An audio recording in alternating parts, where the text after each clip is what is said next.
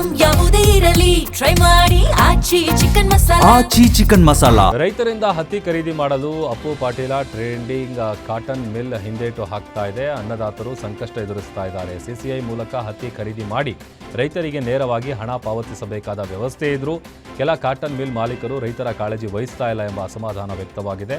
ದೂರದ ಊರಿಂದ ಹತ್ತಿ ಮಾರಾಟ ಮಾಡಲು ಆಗಮಿಸಿದ ರೈತರಿಗೆ ಸಂಕಷ್ಟ ಎದುರಾಗಿದೆ. ಕೂಡಲೇ ಹತ್ತಿ ಖರೀದಿ ಮಾಡುವಂತೆ ರೈತರು ಆಗ್ರಹಿಸಿದ್ದಾರೆ.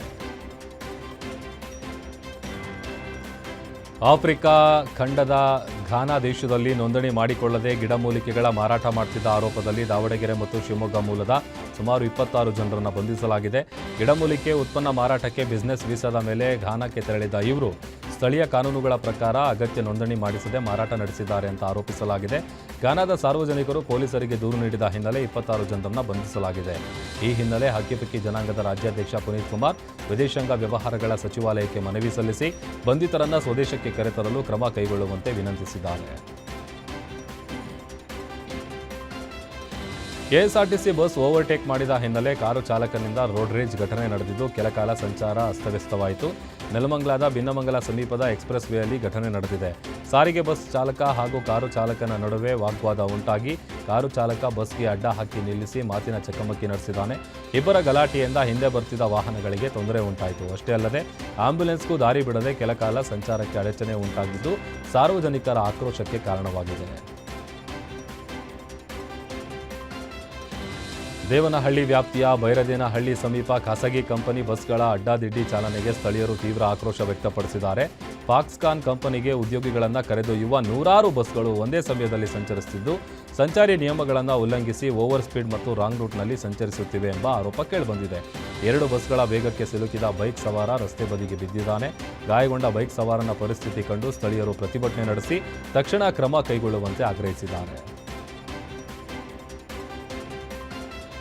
ವಿಧಾನಸೌಧಕ್ಕೆ ಮಾಧ್ಯಮಗಳಿಗೆ ವಿಧಿಸಿರುವ ನಿರ್ಬಂಧವನ್ನು ಖಂಡಿಸಿ ಮಾಧ್ಯಮ ಪ್ರತಿನಿಧಿಗಳು ಸರ್ಕಾರದ ವಿರುದ್ಧ ಮೌನ ಪ್ರತಿಭಟನೆ ನಡೆಸಿದರು.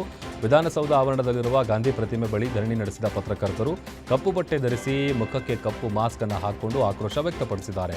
ಮಾಧ್ಯಮ ಪ್ರತಿನಿಧಿಗಳ ಪ್ರತಿಭಟನೆ ಸರ್ಕಾರದ ಗಮನಕ್ಕೆ ಬಂದ ಬೆನ್ನಲ್ಲೇ ಸ್ಥಳಕ್ಕೆ ಆಗಮಿಸಿದ ಸಿಎಂ ಸಿದ್ದರಾಮಯ್ಯ ಮಾಧ್ಯಮ ಸಲಹೆಗಾರ ಕೆವಿ ಪ್ರಭಾಕರ್ರಿಂದ ಮನವಿ ಪತ್ರ ಪಡೆದು ಸಮಸ್ಯೆ ಬಗೆಹರಿಸುವ ಭರವಸೆ ನೀಡಿದ್ದಾರೆ.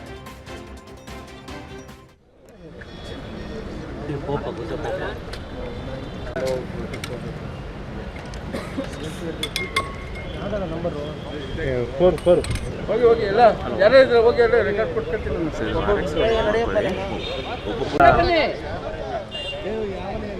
ಅಯ್ಯೋ ಈ ಟೈಮಲ್ಲಿ ಹಾಕ್ಬೇಕದು ತಕ್ಕಣಿಗ ಇವಾಗ ಫ್ರೇಮ್ ಬಂದಿತ್ತಲ್ಲ ಪ್ರಭಾಕರ್ ಅವ್ರು ಏನು ಹೇಳ್ತಾರೆ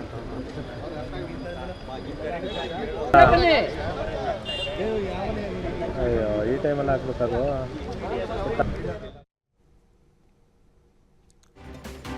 ದೇವನಹಳ್ಳಿಯಲ್ಲಿ ಏರ್ಪೋರ್ಟ್ ಕಸ್ಟಮ್ಸ್ ಅಧಿಕಾರಿಗಳು ಭರ್ಜರಿ ಕಾರ್ಯಾಚರಣೆ ನಡೆಸಿದ್ದಾರೆ. ಬ್ಯಾಂಕಾಕ್ನಿಂದ ಬೆಂಗಳೂರಿಗೆ ಅಕ್ರಮ ಗಾಂಜಾ ಸಾಗಾಟ ಮಾಡುತ್ತಿದ್ದ 2 ಪ್ರಯಾಣಿಕರನ್ನು ಅರೆಸ್ಟ್ ಮಾಡಿದ್ದಾರೆ. ದಾಳಿ ವೇಳೆ 66.5 ಲಕ್ಷ ಮೌಲ್ಯದ 1.9 ಕೆಜಿ ಹೈಡ್ರೋಫೋನಿಕ್ ಗಾಂಜಾ ಜಪ್ತಿ ಮಾಡಲಾಗಿದೆ. ಎನ್ಡಿಪಿಎಸ್ ಕಾಯ್ದೆಯಡಿ ಆರೋಪಿಗಳ ವಿರುದ್ಧ ಪ್ರಕರಣ ದಾಖಲಾಗಿದೆ. ಗ್ರೇಟರ್ ಬೆಂಗಳೂರು ಕಸ ಸಂಸ್ಕರಣಾ ಘಟಕದಲ್ಲಿ ಏಕಾಏಕಿ ಬೆಂಕಿ ಕಾಣಿಸಿಕೊಂಡಿದ್ದು ಕಸದ ರಾಶಿ ದಗದಗ ಹೊತ್ತಿ ಉರಿದಿದೆ. ಬೆಂಕಿ ಜೊತೆ ಸುತ್ತಮುತ್ತ ದಟ್ಟ ಹೊಗೆ ಆವರಿಸಿದೆ. ಬೆಂಕಿ ಅವಘಡಕ್ಕೆ ನಿಖರ ಕಾರಣ ತಿಳಿದು ಬಂದಿಲ್ಲ. 4-5 ಸಿಲಿಂಡರ್ ಒಳಗೆ ಇರುವ ಶಂಕೆ ವ್ಯಕ್ತಪಡಿಸಿದ್ದಾರೆ. ಸ್ಥಳಕ್ಕೆ ಹುಳಿಮಾವು ಮತ್ತು ಎಲೆಕ್ಟ್ರಾನಿಕ್ ಸಿಟಿ ಅಗ್ನಿಶಾಮಕ ಠಾಣೆ ಸಿಬ್ಬಂದಿ ದೌಡಾಯಿಸಿದ್ದು ಬೆಂಕಿ ನಂದಿಸುವುದಕ್ಕೆ ಹರಸಾಹಸ ಪಟ್ಟಿದ್ದಾರೆ.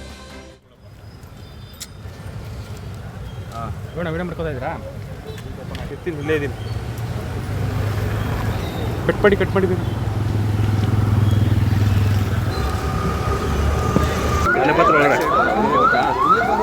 ಮನೆಗಳು ಬಂದು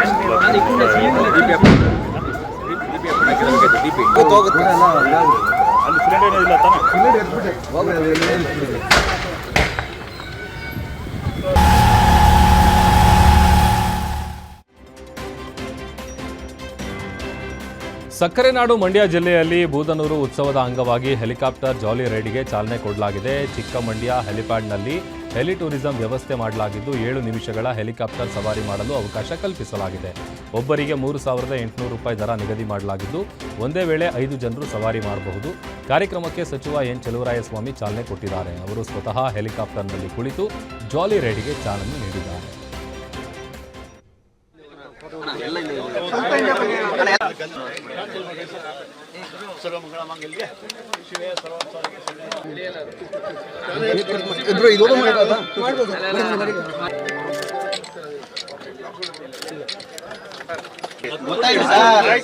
ಹಿಂದೇನು ಇದು ಮಾಡಲ್ಲ ನಾವು.